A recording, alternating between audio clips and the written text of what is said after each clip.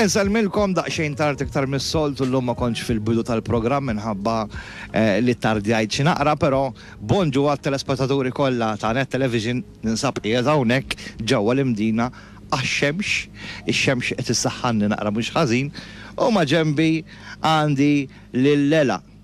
Ela, kif inti? Tajjeb, ta' grazzi inti, okej? Jiena mhux ħażin, wasalt ukoll naqra minn hemm u naqra minn hawn. Ela għadek ninżla friska mill-Belarus. Fej kellek dil-esperjenza li żgur minn tista' tinsaqat għadek żgħira kemm għandek żmien? 12 għadek żgħira ġifieri żgur se tibqa' tiftakara dil-esperjenza u min jaf kemm se jkollok aktar esperjenzi simili l qudiem.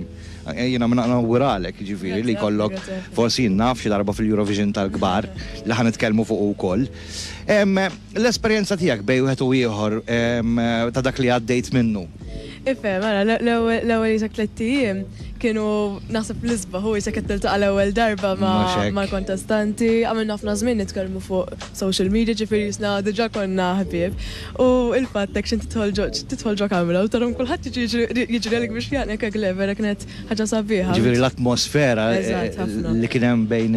Ħafna le, kulħadd kien vera nice ma' xulxin, ma kien hemm xi element ta' kompetizzjoni. Sewwa, u dik hija xi ħaġa importanti u vera. Eżatt, għax iktar il-memorji iktar ikunu hekk, ikunu iktar sbieħ. U bħala organizzazzjoni kont kuntenta rehearsals u affarijiet oħra. Kif kont milquha fis-sens? Le, huma organizzazzjoni vera kienet tajba ġifieri, I mean kollox kif suppost. Dik isek tħallġim kien perfett. Dik hija l-iktar ħaġa kif tista' tiddeskriviha. Kont kuntenta ġifieri b'dak li kienu offrut bħala organizzazzjoni. Issa niġu għal placing, inti placejt il-ħames. Eżatt. Fejn stajt ġejt aktar il-qoddim, però mhux minħabba il-performance li tajt, għax il-performance li tajt kienet impeccabbli. Grazzi. Però minħabba il-voting forsi hawnhekk kont se nsemmi l-Eurovision tal-kbar, għaliex forsi l-Eurovision tal-kbar hemm tendenza illi hawn Malta aktar nagħmlu għalih. U tifhem għal-ħaġa, l-Eurovision tal-kbar iktar magħruf. Iktar magħruf, però m'għandniex xorta m'għandniex nitfgħu fil-ġemp il-Eurovision taż-żar meta ġi Malta darbtej. Eżatt, le vera. Qed tifhem jiġifieri din hija xi ħaġa għal Malta hija xi ħaġa sabiħa wkoll. Eżatt. Iżda forsi dak li jkun jaqta' qalbu jew forsi jitraskura xi naqra meta jiġi biex jivvota. U din id-darba wkoll stajna il-Maltin setgħu jivvotaw. Eżatt, tista' sa nivvotaw mifhem. Jiena xorta ferħana ħafna ġifieri, le ġifieri. Xorta proża biex ħames post. Qatt ma pretendejt ġifieri niġi top 5. Kienet ħaġa jien dejjem il-performance tiegħi tifol iktar li importanti għax eżatt. U tissan iktar u isem il-pajjiżek qed tgħid. Ekku, imma għal min ġej warajk hija xi ħaġa sabiħa li l-Maltin ukoll jipparteċipaw anke permezz ta' televoting, għalkemm jista' jkun li forsi mhux kulħadd kien jaf. Probably mhux kulħadd kien jaf li stajna nivvotaw il-pajjiżna stess dis-sena għax din l-online voting dis-sena l-oħra. Sewwa. Allura ħaġa ġdida. Sewwa, ġifieri kieku il-Maltin vera ir-rebbieħa kienu Poland u x'hekk għadli. Poland huwa pajjiż kbir ħdejna. Imma kieku forsi dak li jkun jingħaf daqsxejn sforz żejjed taf kif forsi jinnaf daqsxejn voti iktar forsi jinnaf konna nipplejsjaw it-tielet jew ir-raba'. Però il-ħames post huwa xorta placing tajjeb ħafna u ta' dan prosit. Issa il-Eurovision, il-Junior Eurovision għadda. Se jiġri minn hemm kuntatti naf li wara l-Junior Eurovision isiru wkoll anke ħafna kuntatti. Ija ħara, palissa għaddejna ġajna naqra interviews u hekk. Imma issa rrid nibda nkompli nikteb id-diski u nikkomponi, rrid nibda nieħu production lessons fuq music ġifieri. Le għandi x'nagħmel minn dasek. Nixtieq nibda l-kitarra suppost. Ġifieri inti wkoll mużiċista. Le, mela.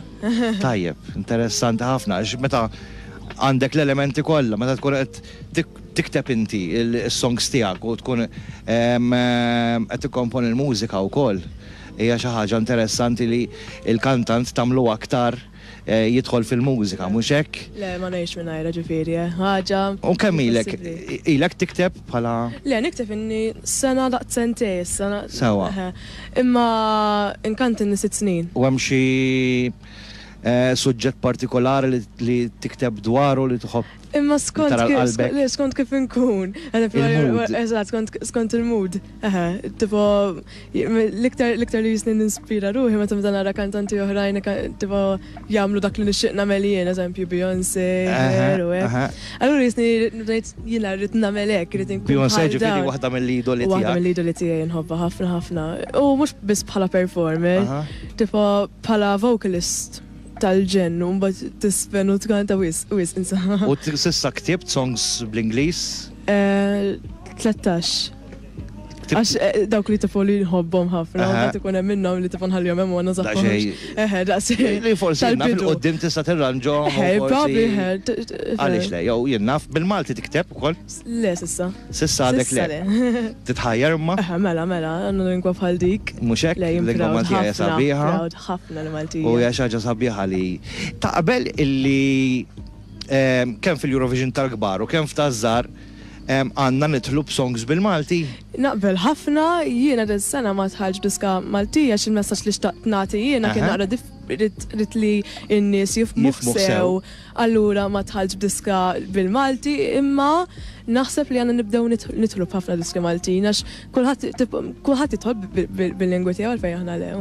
Eżatt, fil-fatt ma nafx meta kien fil-ma sena Janis Manjon ħarġet bil-kanzunetta Kewkba u kienet għamlet hit mux ħażin. U għada, tipo tisma' n-nisa kantawa s'issa ġifieri. Ejja, ġifieri mhux għax bil-Malti forsi jiena nħossuna inqas minn ħadd ieħor imma għandna lingwa li nistgħu nidħlu biha. Le mela.